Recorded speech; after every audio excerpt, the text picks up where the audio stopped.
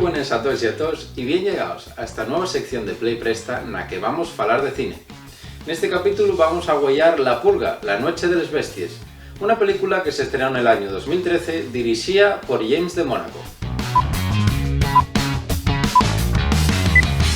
La película somórguianos en el año 2022, nunos Estados Unidos onde la violencia y el desempleo baixaren al 1% por causa de la purga añal, una medida impuesta por un gobierno totalitario que deja ejercer cualquier delito conocido mientras una noche al año.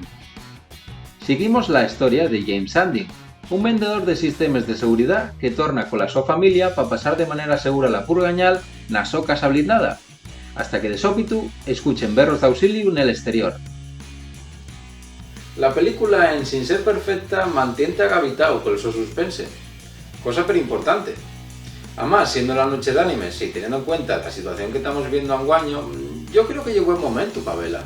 Y si quedaste con ganas de más, ten en cuenta que hay una precuela y una secuela que siguen la historia de la misma purgañal. Así que ponedme en los comentarios si la visteis y qué os pareció.